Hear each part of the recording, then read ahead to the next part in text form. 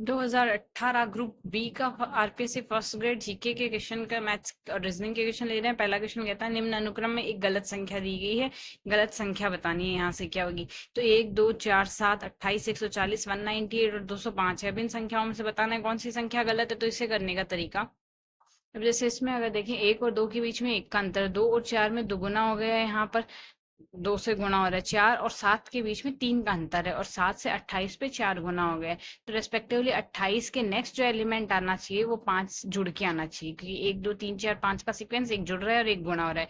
और 5 के अगला यहाँ से 5 से नेक्स्ट आएगा 6 गुना होगा, तो 33 गुना 6 करेंगे। तो इसके हिसाब से हमारे पास यहाँ से ये 33 गलत लिखा हुआ है, 33 गलत लिखा हुआ है यहाँ पर।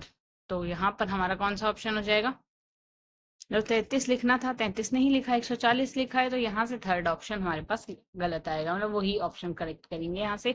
एक कॉलोनी में नोकिया, सोनी, मोटोरोला नामक 3 ब्रांड के मोबाइल प्रयुक्त होते हैं। 27 परिवार केवल एक ब्रांड का 70 परिवार केवल एक ब्रांड का उपयोग करते हैं, जिसमें 47 ठीक 2 ब्रांड का करते हैं और 8 जो है वो यहाँ से तीनों ब्रांड का उपयोग करते हैं। यह माना जाता है कि प्रत्येक परिवार में कम से कम इन तीनों ब्रांड में से कम एक प्रयोग करता है, तीनों ब्रांड में से कम एक प्रयोग करता है।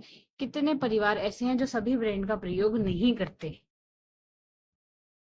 तो क्वेश्चन के अकॉर्डिंग 70 ऐसे हैं जो केवल एक ब्रांड का उपयोग करते हैं और 47 ऐसे हैं जो केवल 2 ब्रांड का उपयोग करते हैं। तो इसका मतलब ये 70 और 47 जो हुए, ये तीनों ब्रांड का तो उपयोग कर ही नहीं रहे। तो हमें ये बताना है जो तीनों ब्रांड का उपयोग नहीं करते, मतलब कोई भी एक ब्रांड का उपयोग नहीं कर रहा है, तो तीनों ब्रांड का उपयोग नहीं कर रहा है। 70 + 47 विच इज इक्वल टू 117।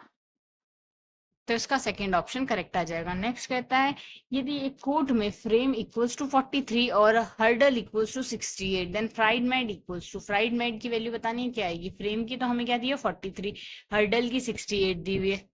तो अल्फाबेटिकली अगर ऑर्डर दें, मतलब ए को 1, बी को 2, सी को 3, डी को 4, ई को 5, एफ को 6, तो इस तरीके से एफ का 6 आएगा, R equals to 18, A equals to 1, M equals to 13, equals to 5। Total करेंगे 43 आएगा। रेस्पेक्टिवली हर्डल के भी एलिमेंट्स अल्फाबेट्स को यहाँ से नंबरिंग देंगे, 68 आएगा। फ्राइड नाइट में भी सेम करना है, एफ का यहाँ से 6 आएगा, आई का हमारे पास 9 आएगा, जी 7 13 5 14 20 सबको जोड़ेंगे 74 आएगा फ्राइड नाइट, यानी इसमें 74 है। तो इसका यहाँ से 74 फर्स्ट ऑप्शन करेक्ट आ जाएगा। नेक्स्ट कहता है हमें यहाँ से इसके लिए यदि x + y delta x - y equals to x × y हो हमारे पास यहाँ से, तो वैल्यू यहाँ से x डेल्टा y की हमारे पास क्या आएगी? तो अगर इसको हम सॉल्व करें तो x del y equals to आएगा हमारे पास 1/4 x² - y²। फोर्थ ऑप्शन यहाँ से करेक्ट आ जाएगा, 1/4 x² - y²। यहाँ से इसकी ये वैल्यू आएगी। यदि n संख्याओं का माध्य x बार है तथा n-1 संख्याओं का योग लेमडा है, तो अंतिम संख्या क्या होगी? तो n संख्याओं का माध्य राशियों का योग बटे राशियों की संख्या, n संख्याओं का माध्य हमारे पास n x बार, यहाँ से x बार है। तो सॉल्व करें, राशियों का योग बटे राशियों की संख्या, राशियों का योग आएगा n x बार आ जाएगा। यहाँ से n संख्याएं इसलिए n × x बार हो गया। n-1 संख्याओं का योग लेमडा है, तो अंतिम संख्या कितनी होगी? इस योग में से इस योग को घटा देंगे, n x बार माइनस लेमडा आ गया, तो n x बार माइनस लेमडा यहाँ से इसका आंसर। सेकेंड ऑप्शन इसके लिए करेक्ट हो जाएगा। निम्न पाई चार्ट में 4 छात्रों में छात्र चुनाव से प्राप्त वैद्य मतों को प्रदर्शित किया गया। यदि डाले गए कुल वैद्य मतों की संख्या 720 थी और जीतने वाले ने अपने निकटतम प्रत्याशी को कितने मतों से हराया है? तो सबसे पहले जीता कौन है? जीता इसका कौन सबसे ज्यादा है? 120 डिग्री वाले ने।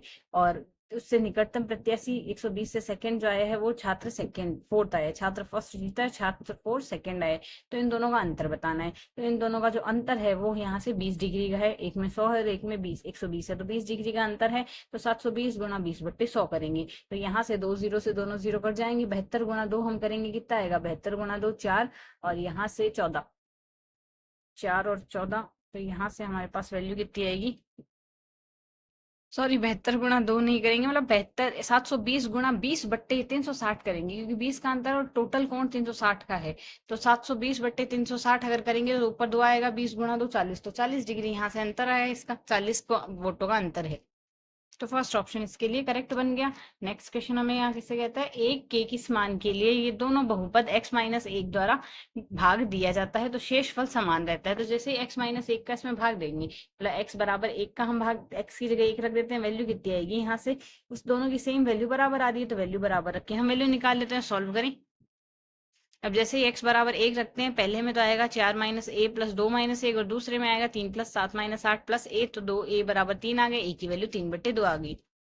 ए की वैल्यू 3/2 आने से सेकंड ऑप्शन इसमें करेक्ट हो गया। नेक्स्ट कहता है यदि 2 की घात x बराबर 3 की घात y बराबर 12 की घात z है तो x y का मान कितना होगा। एक्स वाई का मान हमें देखना है, तो इसको अगर हम सॉल्व करें यहाँ से तो हमारे पास वैल्यू आएगी, हम इन तीनों को किसी के बराबर रख देते हैं, तो 2 की जगह k की घात 1/x आ गई, 3 की जगह k की घात 1/y आ गई और 12 की जगह k की घात 1/z आ गई। 12 बराबर k गुणा k की घात 1/z आ गई। 12 को हम लिख सकते हैं 4 गुणा 3, 4 को लिख सकते हैं 2 की घात 2 गुणा 3 बराबर k की घात 1/z। अब 2 की जगह k की घात 1/x आ जाएगा और k की घात 2/x आ गया और k की घात 1/y। आधार समान हो घाते जुड़ जाएंगी, दोनों साइड घाते आधार समान है तो घाते बराबर भी हो जाएगी।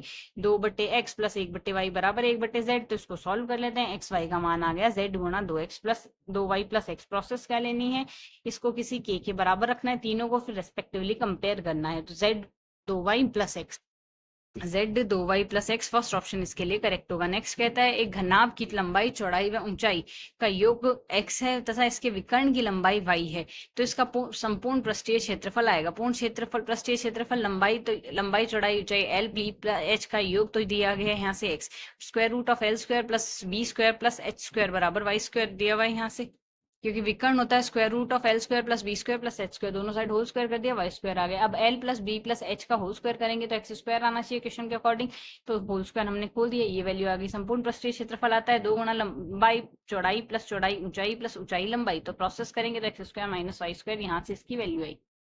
फर्स्ट ऑप्शन इसके लिए करेक्ट आ गया। नेक्स्ट कहता है एक शंकु, एक अर्धगोला, एक बेलन का आधार समान है, उसके आयतनों का अनुपात 3:2:1 है। शंकु की ऊंचाई, अर्धगोले की त्रिज्या और बेलन की ऊंचाई हमें बतानी है क्या होगी। तो शंकु का आयतन जो होता है वो आता है 1/3 पाई आर स्क्वायर एच। अर्धगोले का जो आयतन आएगा हमारे पास 2/3 पाई आर क्यूब आएगा और बेलन का जो आयतन आएगा वो आएगा यहाँ से हमारे पास पाई आर स्क्वायर एच। तो यहाँ से सिंप्लीफाई करते हैं और इसके आयतनों का अनुपात 3:2:1 में दिया, तो यहाँ से ऊंचाई, त्रिज्या और बेलन के लिए ऊंचाई देख, पहले हमने शंकु, अर्धगोला और बेलन का अनुपात में यहाँ से इसका आयतन लिख दिया। इसको सॉल्व करें, शंकु बेलन के लिए 3:1 है, तो 3:1 में जो शंकु और बेलन के लिए है यहाँ से हमारे पास 3:1 में दिया गया है आयतन। शंकु और बेलन में देखें तो 3:1 है यहाँ से, एज वी कैन सी यहाँ से। तो एच की वैल्यू हमारे पास कितनी आ गई, एक की एच ऊंचाई हमने एच मानी और बेलन के लिए हमने कैपिटल एच मानी है, तो small H equals to 9 of H आ गया। अर्धगोले और बेलन के केस में हमने पहले रिलेशन निकाल लिया, आर के को भी एच की फॉर्म में लिख दिया, फिर यहाँ से कंपेयर कर लिया, 9:3:1 आएगा, 9:3:1।